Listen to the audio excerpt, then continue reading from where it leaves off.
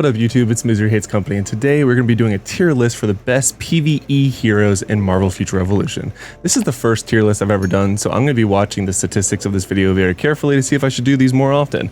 And what you can do to tell me if you like these style of videos is comment and like them, watch it to its entirely, share it with a friend, and just tell me if you like it or if you want to see more of it, because this game is ever changing. Especially recently, they have been more vocal about wanting to buff and or nerf parts of the game in terms of the hero balancing, which is great. That's great for the game's health, to make it for the longevity of it. It's just awesome. So there's going to be an opportunity for more content like this if you guys want to see it, and if so, I want to give it to you. So let me know in the comments below if this is what you want to see. Now, I'm doing it as PvE for both pay to play and free to play, so keep that in mind, and I will explain some of my logic with some of my picks throughout this video. So make sure you watch it to the very end, because the last one I think might surprise some of you, unless you've been living under a shell for the last, couple weeks, but the last one is a doozy. So let's get straight into this tier list. All right, so first things first, I'm looking on this, like I said, from a free to play and pay to play version of Marvel Future Revolution when it comes to PvE. So I'm not looking at PvP, no Dimension Duels, no Omega Wars, no Alliance, Omega War, hoopla, whatever, or Dark Zone. Well, the PvP side of Dark Zone, only PvE, so raids, blitzes, and boss fights within Dark Zone. We're gonna start with my girl Magic. She's my main, so it only makes sense that's where we start off, right? She does pretty consistent damage for medium to longer fights. And the reason I specify this is because in the 115 Blitz that just came out recently, that I did a video on a couple days ago, I've noticed that Magic is struggling because stuff's just blowing up. The fights are not lasting long enough for her to really cap off sort of like the machine of her DPS. People are dying towards the end of my skills, and I'm just like, well, I was going to do almost 2 million damage with that hit, and I didn't hit anyone, so wonderful. So keep that in mind. It has to be medium to longer fights, and that's why I'm going to go ahead and give her the rank of A. When it comes to PvE, she does very consistent damage. She does underperform, but even then, and I say underperform, she's like a mid tier when it comes to some of the shorter fights. But generally speaking, outside of the newest Blitz, she's easily an A. She's not top tier. She's not top in the charts all the time against some of the later heroes we'll talk about, but she is very, very good in PvE. So the next up is going to be Black Widow. Black Widow is a fantastic hero for PvP. I mean, you're going to see her all over the place. Her and Spider-Man are going to be all over my PvP list if you guys want to see it. If you do, put the comment in below and let me know you want to see it. But when it comes to PvE, I don't see her topping charts against some of the other people that I've kind of thought about ranking higher than her.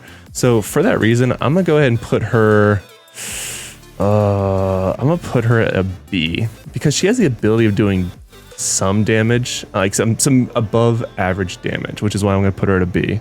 But she's definitely not topping charts all the time against some of the other ones. Next up is Captain America. Captain America got the slightest bit of love recently in a patch, but he has such a high ceiling that you have to break through to do what feels like any amount of damage. He is just not it right now. And he needs, in my opinion, he needs a little bit more work, or we need to get a game type that actually makes you play a specific role, such as like a support or a tank or a true DPS.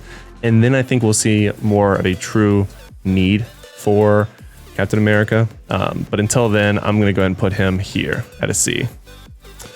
So Doctor Strange, they apparently unintentionally nerfed him. They made it very clear in a recent patch notes that they did not intend for his changes or adjustments to be a nerf. It was supposed to be a buff, but the Doctor Stranges are all saying that it definitely felt like a nerf.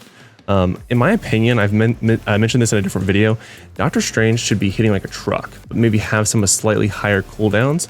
He's like the strongest sorcerer or magician, if you will, in the world. And he hits like he's shooting noodles out of his arms. And I mean, to a degree, that's what his auto attacks look like. Like noodles, noodles, noodles. Like if I wanted a plate full of spaghetti, I'm calling Doctor Strange from this game right now. He is just not it. And for that reason, I think you can make a case that he's better than Captain America. But I'm sorry, he's here. He's here to me. When it comes to PvE, he's just not it. He's not competing where he should, in my opinion. And I do clarify that. He's D, but he should not be. He should be topping charts in PvE, in my opinion. Moving on, because I know it's going to frustrate a lot of people, but it's my opinion. It's okay if you disagree. I do think he needs some buffs though. When it comes to Spider-Man, again, he's kind of in the same boat as Black Widow. He does really great damage in PvP. He can do decent damage in PvE, but it's less consistent than some of the other ones. So I'm actually going to go and put him with Black Widow at a B rating. Storm.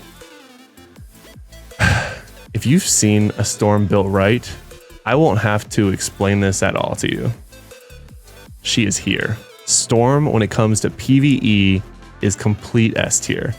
Full lightning build, crit damage, ideally almost maxed out with crit rating incredibly high, if not maxed out. And you're going to be doing stupid damage. I mean, this is where you see in raids, the Storm's hitting over 20k, and you're just like, you did like 3 abilities. How is everything dead? How do you have 20k? In the most recent, what was it called? Invasion that we had with the Sinister Six, I would just wait to find a Storm and be like, oh, I can auto it. She's going to blow everything up. She would just sit in the middle, just ching, ching, ching, ching, ching, blow everything up, and it was great. Super easy. She's awesome in PvE. A little too squishy for PvP, but that's a story for a different time. When it comes to PvE, in my opinion, she is easily S tier. Captain Marvel. Captain Marvel just got kind of beat up pretty bad and some nerfs. And I know that all of the Captain Marvels are kind of in uproar. I don't play her, so I want to be as neutral as possible, and I don't want to go just based off the feedback I'm seeing, and I don't also want to go off the feedback that I'm seeing based off just my experience in game with me playing PvE and watching how they do in charts.